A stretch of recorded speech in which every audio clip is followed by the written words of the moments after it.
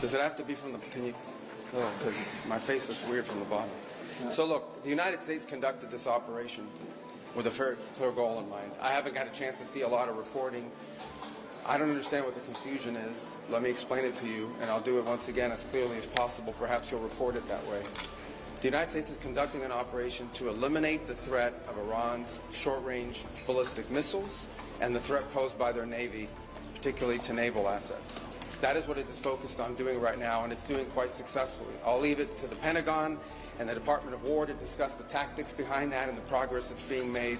That is the clear objective of this mission.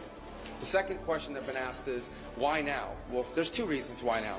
The first is it was abundantly clear that if Iran came under attack by anyone, the United States or Israel or anyone, they were going to respond and respond against the United States. The orders had been delegated down to the field commanders. It was automatic, and in fact it bared to be true, because in fact within an hour of the initial attack on the leadership compound, the missile forces in the south and in the north, for that matter, had already been activated to launch. In fact, those had already been pre-positioned. The third is the assessment that was made that if we stood and waited for that attack to come first before we hit them, we would suffer much higher casualties. And so the President made the very wise decision. We knew that there was going to be an Israeli action. We knew that that would precipitate an attack against American forces. And we knew that if we didn't preemptively go after them before they launched those attacks, we would suffer higher casualties and perhaps even higher those killed. And then we would all be here answering questions about why we knew that and didn't act. Going back to the purpose. The purpose of this is to destroy that missile capability. Why does Iran want that ballistic missile capability? What they are trying to do, and have been trying to do for a very long time, is build a conventional weapons capability as a shield where they can hide behind. Meaning, there would come a point where they have so many conventional missiles, so many drones, and it can inflict so much damage that no one can do anything about their nuclear program. That is what they were trying to do, is put themselves in a place of immunity where the damage they could inflict on the region would be so high that no one can do anything about their nuclear program or their nuclear ambitions. They are producing, by some estimates, over 100 of these missiles a month. Compare that to the 6 or 7 interceptors that can be built a month. They can build 100 of these a month, not to mention the thousands of one-way attack drones that they also have. They've been doing this for a very long time, and by the way, they've been doing it under sanction. You see the attacks they're conducting right now? They're attacking airports, they're attacking hotels, they're hitting not just military bases, they're attacking our embassies directly, they're attacking facilities that have nothing to do with war or with military, and that's a weekend Iran. That's in Iran despite years of sanction. Imagine a year from now, or a year and a half from now, the capabilities they would have to inflict damage on us. It's an unacceptable risk, especially in the hands of a regime that's run by radical clerics. The Ayatollah was a radical cleric. That entire regime is led by radical clerics who don't make geopolitical decisions. They make decisions on the basis of theology, their view of theology, which is an apocalyptic one. That has to be taken very seriously as well. So that was the purpose for what this operation is all about. That's what it's focused on. As the President said earlier today, it is on or ahead of schedule. I will defer to the Department of War to discuss the progress being made at a tactical level, but it was the right decision and an important decision for the safety and security of the world.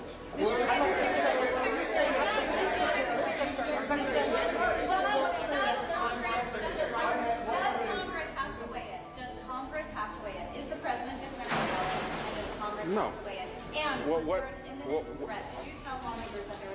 There absolutely was an imminent threat, and the imminent threat was that we knew that if Iran was attacked, and we believed they would be attacked, that they would immediately come after us. And we were not going to sit there and absorb a blow before we responded, because the Department of War assessed that if we did that, if we waited for them to hit us first after they were attacked, and by someone else, Israel attacked them, they hit us first, and we waited for them to hit us, we would suffer more casualties and more deaths. We went proactively in a defensive way to prevent them from inflicting higher damage. Had we not done so, there would have been hearings on Capitol Hill about how we knew that this was going to happen and we didn't act preemptively to prevent more casualties and more loss of life. The U.S.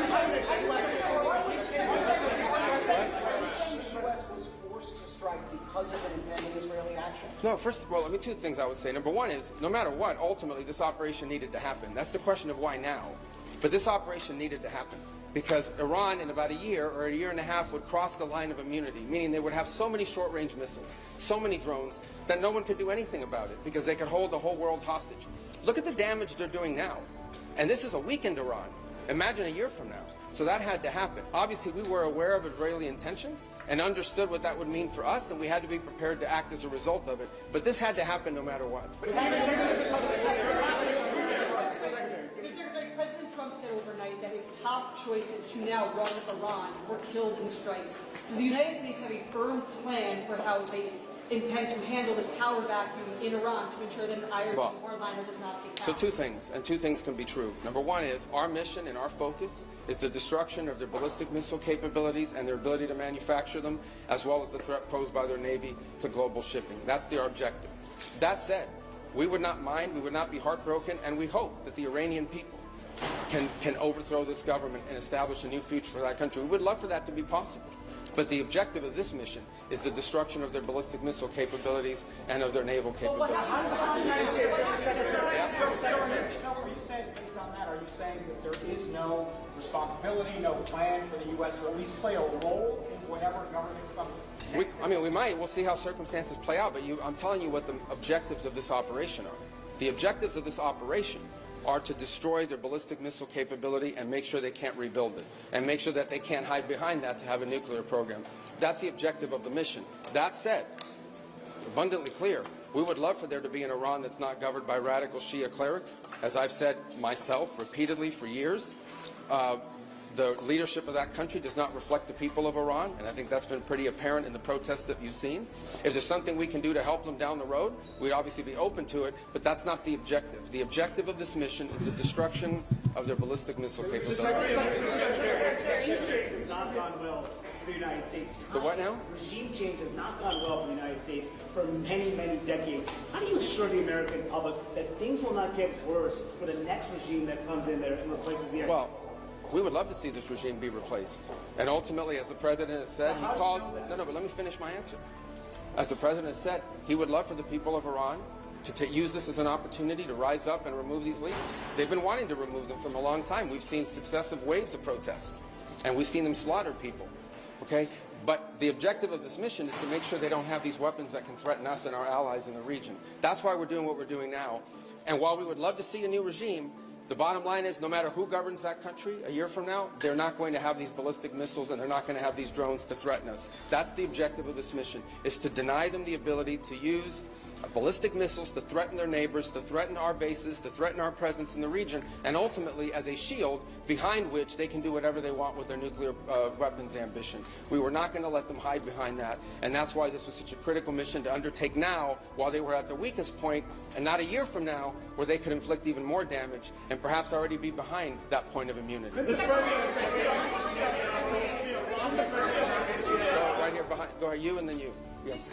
Your critics in Congress have said that they should have a role, they should be able to weigh in here, and there are going to be war powers resolutions votes in Congress later this week. Why not notify Congress ahead of this, and does Congress... Well, we did. We notified Congress. I mean, we notified the Gang of Eight. We notified congressional leadership.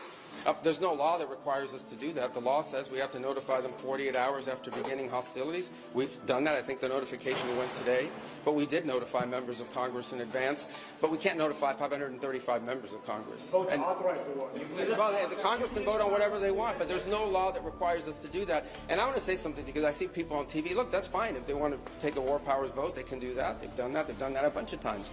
But there's no, people keep saying that there's no law that requires the president to have done anything with regards to this. To begin with, no presidential administration has ever accepted the War Powers Act as constitutional. Not Republican presidents, not Democratic presidents. That said, we have followed the notification at 48 hours, and we're here today. I've done more Gang of Eight briefings than I got in the 4 years that Biden was president and I was a member of the Gang of Eight. All of that said, we've complied with the law 100%.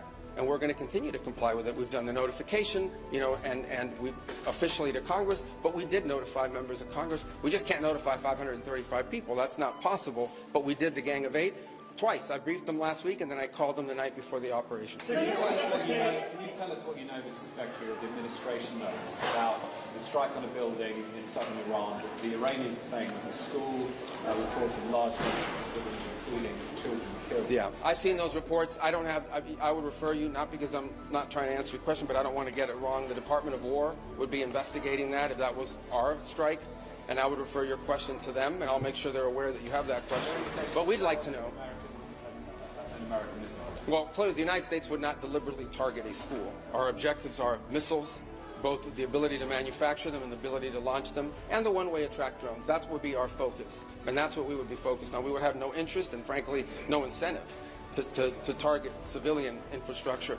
The Iranians are, on the other hand, targeting civilian infrastructure. You guys have seen it. I'm sure you've seen it. They're hitting hotels.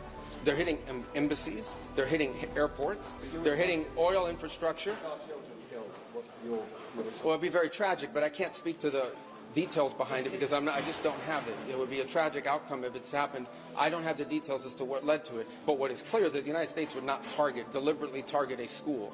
They are, on the other hand, deliberately targeting civilians, as you've seen, because you know why? They are a terroristic regime. They sponsor terrorism and they participate in terrorism. What's your message to Americans who are concerned about rising energy prices given the spiking of oil prices today?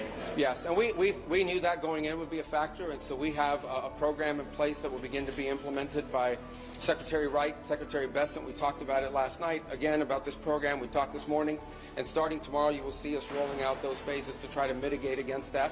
Obviously, markets are going to be reacting to news about what's happening. And again, a reminder, think about it, okay? This terroristic regime, led by radical clerics, has the ability, potentially, to shut off 20% of global energy. That's the kind of leverage they have because of their Navy. We're going to destroy their Navy. But there is a plan in place. We anticipated this could be an issue, and Secretary Wright and Bessent will begin to roll out those steps starting tomorrow to mitigate against the impact that could have. I got to do this briefing, so I got a couple more. Yeah. Do you anticipate putting boots on the ground, and how long do you anticipate the conflict to last? Well, we don't. Let me say two things about it. Number one, the president always has the options to undertake whatever operations he decides to do as the commander-in-chief. That said, we believe the objective that we have set for this mission, which is the destruction of their ballistic missile capabilities, both launch capability and manufacturing, can be achieved without ground forces. Right now, we're not postured for ground forces, but obviously the president has those options. He's never going to rule out anything. But right now, our focus is on the destruction of their ballistic missile launchers, their ballistic missile stockpiles, and their ballistic missile manufacturing capability, as well as their one-way attract drones and their Navy, because of the threat it poses to global shipping. How long is this? All right, I can only do one more. Right there in the middle. Yes, sir. Is there a diplomatic exchange going on right now between the U.S. and Iran? Any exchanges whatsoever outside? No, not at this time. I mean, look, we always have people that reach out from inside of governments. You don't know if they're authorized to reach out or not. They're suffering a tremendous amount of damage. Honestly, again, I'm not going to give away the details of our tactical efforts, but the hardest hits are yet to come from the U.S. military.